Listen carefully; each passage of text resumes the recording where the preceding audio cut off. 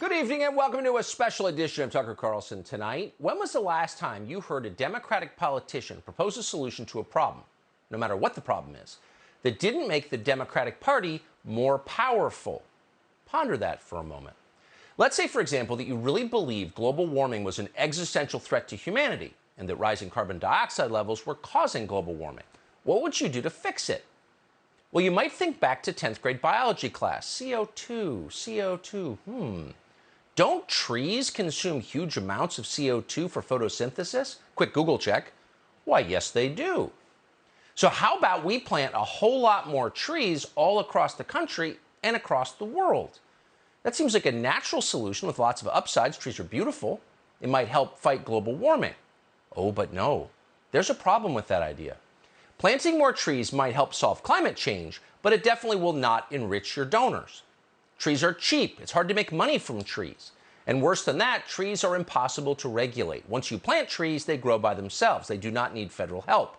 Trees definitely will not make you more powerful. So instead, here's an idea.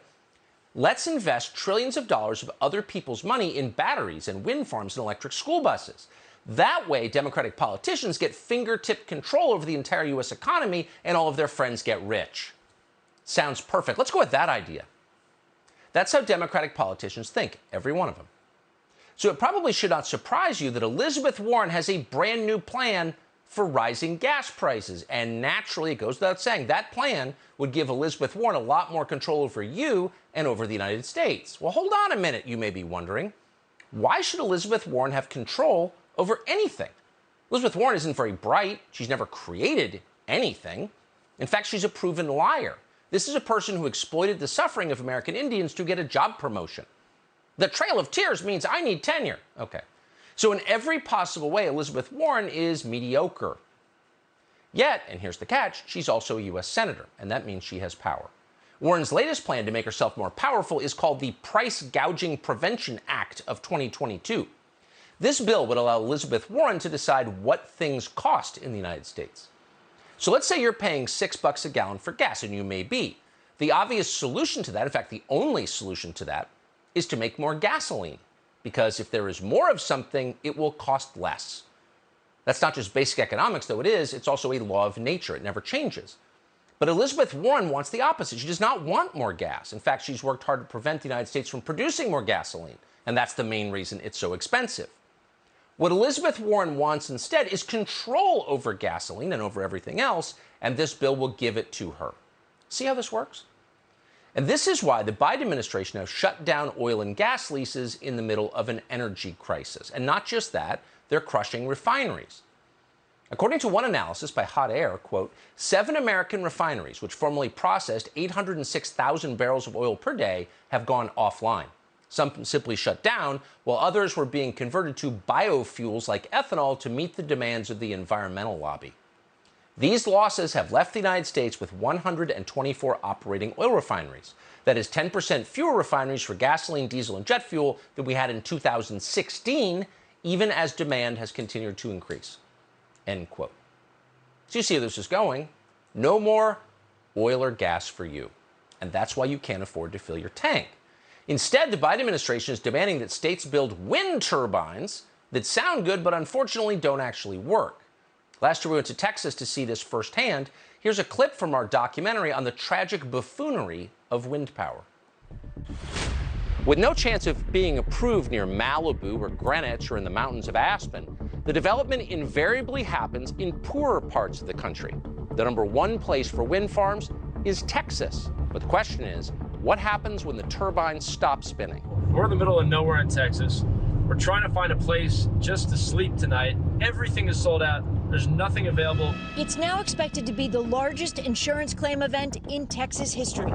This winter storm totally overwhelmed the power system in Texas. And I can tell you this morning, nearly 4.2 million Texans still have no electricity. Texas has the most wind power capacity in the United States. But the Texas turbines, which are not winterized, iced up during a cold weather event in February of 2021. Electricity output collapsed. Texas regulators ordered rolling blackouts Monday as an Arctic blast has frozen wind turbines. There's no water in the hotel. The Texas grid, like the California grid, is becoming increasingly unreliable and difficult to maintain, difficult to keep that power in a steady basis. This 20-year-old turbine is leaking oil. Doesn't look too green to me.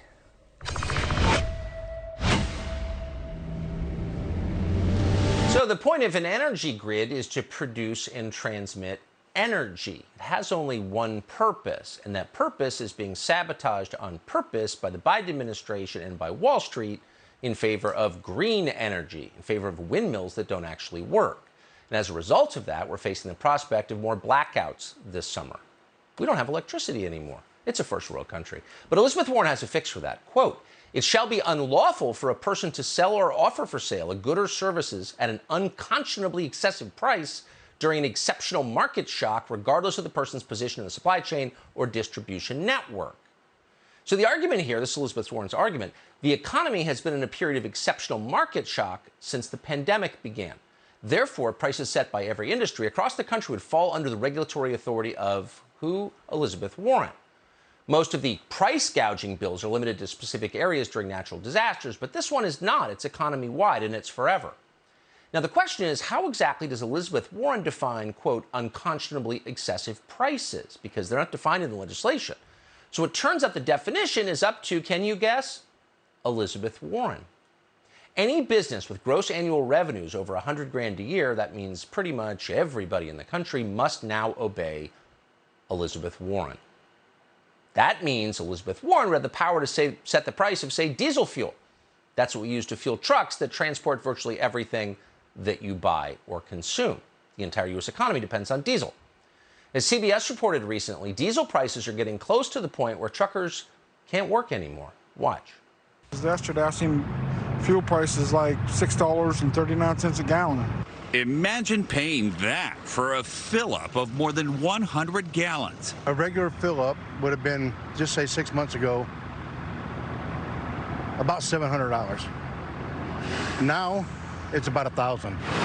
It's what truckers are facing across the country for diesel, and you're paying the price, according to oil analyst Tom Kluza. If you're ordering anything that moves by freight across the country, it comes via fuel surcharges. Probably not the worst of the diesel surcharges. That'll come next month. I just don't think there's any magic bullet at the moment. It's going to be tough. It's going to be a tough summer.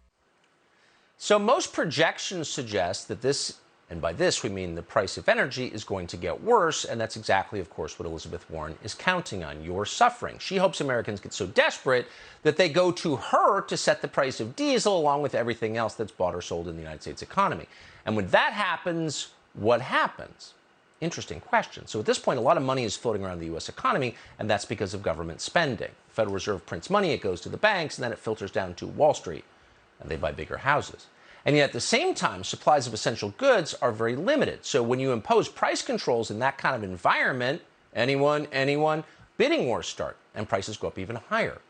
As the economist Alan Cole put it recently, you'll inevitably get a scalper's paradise. Government-imposed prices will be low, so they'll sell out fast, of course. Then you get a black market. We don't have to guess, because this has happened in every controlled economy in history. The Bolsheviks learned this early when they imposed price controls.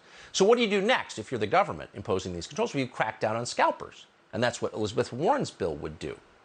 So you get a lot more law enforcement activity, a lot of people going to jail, but you also get what the economist Gregory Grossman calls the second economy. So people do anything they can to get the government-approved lower price. The Soviets traded favors and established protection rackets. They called the system blot, which translated from the Polish meant someone who provides cover. What you get is corruption. Corruption is the inevitable result of price controls. Even the Soviets learned this after almost 70 years. That's why Gorbachev abandoned price controls in the 1990s. Nicolas Maduro, though a pretty rigorous Marxist, also abandoned price controls in Venezuela. He did that 3 years ago. In the 1970s, Richard Nixon also realized, can you imagine? Price controls don't work, but only after he froze all prices and wages in the United States, and that eventually led to a massive spike in demand and double-digit inflation. So people who don't understand basic economic principles probably shouldn't fool around with the economy, but they can never control themselves. And that's why some of the biggest figures in the Democratic Party right now want to repeat mistakes we have seen countless times. It's not just Elizabeth Warren. It's the supposedly moderate Bob Casey, Sheldon Whitehouse, who's not very bright, and Bernie Sanders, and Ed Markey, and Jeff Merkley, and Tammy Duckworth, and Dianne Feinstein. They're all on board with this bill. And then in the House, you've got Jerry Nadler, David Cicilline of Rhode Island, the former mob lawyer, Katie Porter of California, Ro Khanna of Silicon Valley, Bobby Rush of Chicago. They've all co-sponsored the legislation. So they're hoping as they do that you won't open Wikipedia to find out what happened when every other country in history tried this.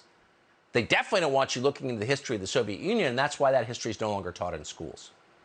Instead, they want you to watch reports like this and in fear give them total control over your economy. The shifting and shrinking school lunch menu. Supply chain disruptions and the spiraling cost of key ingredients has forced school districts to pull back or make substitutions. At some schools, no more hamburgers or chicken patty sandwiches due to problems and the price of buying buns and ketchup. A new survey of school districts nationwide reveals 97% of meal programs reported challenges with higher costs, while 98% acknowledge problems getting some menu items, the supplies, and the ingredients. Costs are poised to rise again for U.S. schools July 1st, when an emergency measure enacted at the start of the pandemic expires. So we're not shilling for big business here. We don't work for Joe Biden. We don't have to. In fact, we're often nightly critical of big business. But let's be honest for a second. Does any serious person actually believe that hamburger and chicken patty manufacturers are holding back supplies of their products because they're greedy? That's not what's happening. We wish it were what's happening, because you could probably fix that. But that's what they're telling you is happening. And they're telling you that so you'll believe it. They want you to believe that the baby formula shortage isn't about supply, it's about pricing. Unfortunately, that's just not true. Here's NBC with the latest figures on the shortage. The FDA telling NBC News it is concerned not having certain formulas available on shelves could pose life-threatening risks for infants. Mom Sydney Galvin says she's been grappling with the shortage for 2 months after their formula was recalled. How are you dealing? I'm just really taking it day by day, to be honest. Unable to find her formula on shelves, she had no choice but to suddenly switch brands. Texas has been hit particularly hard. The formula out-of-stock rate here is now 50%. Oh, so the key line was the last line. The out-of-stock rate is now 50%. So they just don't have the product, because companies generally, if they have the product, are eager to sell the product because they're in the business of selling products to make money.